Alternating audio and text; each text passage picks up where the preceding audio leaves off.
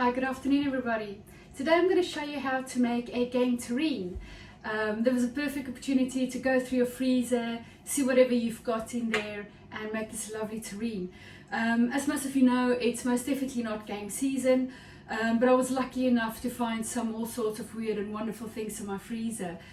So yeah, perfect. Terrine, it's great to just use up all things and not let any of your food go to waste. So to start off your terrine, I'm just going to show you again how to line your mold. You're looking for a nice, strong, thick mold like this. Let me show you. There you go. There's my little mold. And it comes with a beautiful little lid. If it's got a little hole, like there, even better. This is to let steam escape. So that's really, really clever. Nice, clever little design. So to line your mold, I like to start off with a bit of cling film. I know it's wasting a bit of plastic, it's not great for the environment. So as soon as we're ready for them to make this wonderful silicone mold to go into the oven, this is what I'm going to use. And I find it really easy to work with 2 layers. The reason for this is it just helps not to stick so much. So 2 layers, make them together, doesn't stick, and you just line your terrine mold like so. There we go, nice into the corners, around the edges, beautiful, nice and tight. For the purpose of this video, I've done a lot of the work before the time already, so I know you guys get bored, but hopefully I won't keep you too long and you won't get too bored. Once your mold is lined with cling film, I like to line it out with bacon. You can use smoked bacon, unsmoked bacon, it's completely up to you. You can use back bacon, streaky bacon. When I went through my freezer, I actually found like loads of stuff I can use up. So I realized I had to use a bigger mold. So this is your mold, lined with a bit of streaky bacon I found, nice smoked bacon. And then you just line it out, making sure that your layers overlap. Before you line that, in here I added a bit of rosemary, a bit of bay leaf, anything that's going to make it look really nice and pretty when you take it out, because it is giving that extra little bit of flavor as well. So in any case, back to your terrine. That's how you line it. Then you add on your bacon, just to nice over flap it. And you have to remember this is like a farmer's terrine, so if it's a bit rustic, you know, that's okay. For your filling, think of it as building a house, your motor that keeps it all together. I've got 500 grams of sausage meat. If you can't find sausage meat, you can use some minced pork as well. With this, I've added some flat leaf parsley, I like a bit of green, 1 egg, just a handful of some breadcrumbs, fresh garlic, bit of red wine, bit of brandy, and I've also found some beef heart in the freezer. I've chopped that up, used that in there, and also some chicken livers. So for 500 grams of sausage meat, I've added 1 egg, handful of breadcrumbs, I've added 170 grams of chicken livers, and 300 grams of chopped beef heart. And to show you how it looks like, there you go. Yummy, yummy, yummy, yummy. And then I'm going to layer my terrine mold with this first. And I'll start nice in the corners. Make sure you get all those corners beautifully filled up. There you go. I also found some pheasant, lucky me, in the freezer, and also found rabbit. Make sure when you use this meat that it's nice and trimmed, and then you cut it into about 2 centimeter kind of like oblong pieces. Once you've done that, season it and you seal it off. It just gets that nice color as well, and it keeps all the moisture inside it. So you can mix your game at this stage if you so choose. So you can mix your pheasant, you can mix your rabbit, you can use pigeon, you can mix it together and make layers, or if you want to use it separately and make different layers that way, you can also do that. I'm going to keep it separate, just because I'm like that. So here is my rabbit, I've sealed it off, and here is my pheasant that I found. I sealed that off as well. There you go. Beautiful. Right, so there's our first layer. You can see it's nice. Let me quickly show you. Nice filled into the corners. Ta-da! That's how it looks like. Beautiful, beautiful. I can smell the garlic. I can smell a little bit of brandy, which is always nice. And then we're going to add our next layer. So I've got the rabbit. Just make it, fill it up into the edges. There you go.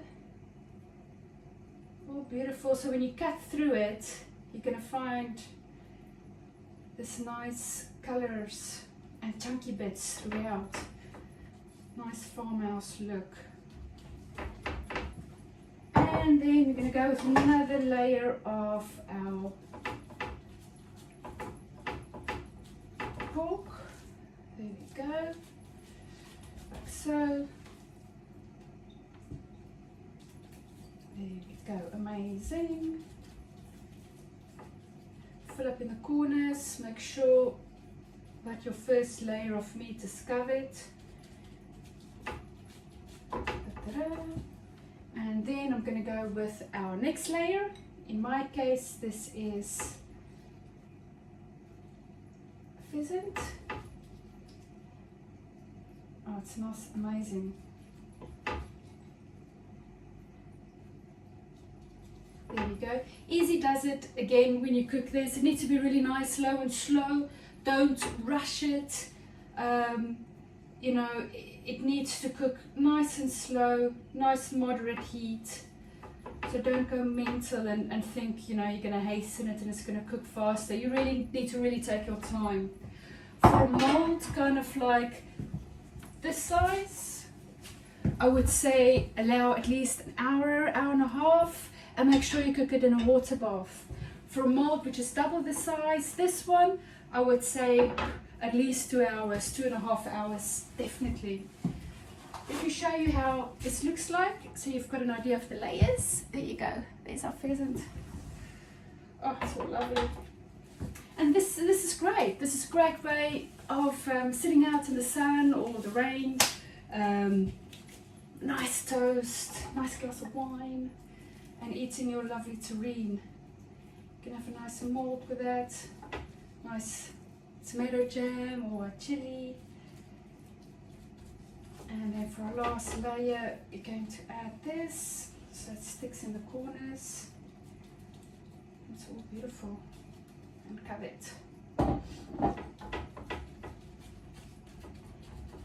There we go. Oh, amazing. There we go. Right, so at this stage, we're going to just overflap that bacon back. So then you cover your mold so it looks all uniform, and it also keeps it together, so once you slice it, it just looks like you look at it in a magazine. There you go.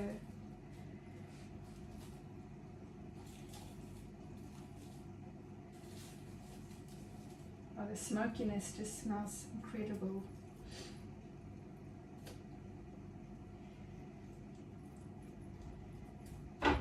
Ah, lovely. Right, this is how it looks like.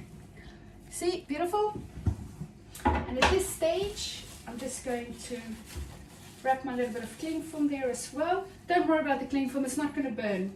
It's not going to burn into the oven, because like I said, you're cooking in a water bath, so it'll be nice and gentle.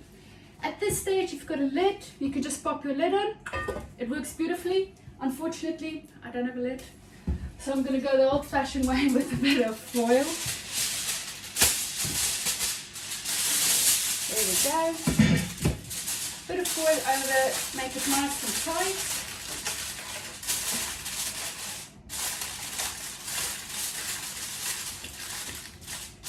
There we go, like so. And I'm just going to use a little skewer and just make 1 or 2 holes in it so the steam can escape. And it's so nice and easy. Remember, when you've got your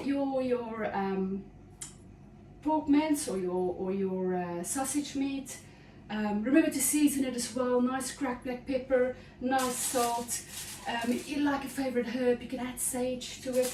Anything that you really, really like. So So this is going to go into a water bath. So remember, a water bath is like a container that you actually put your water in, and then your dish goes in so.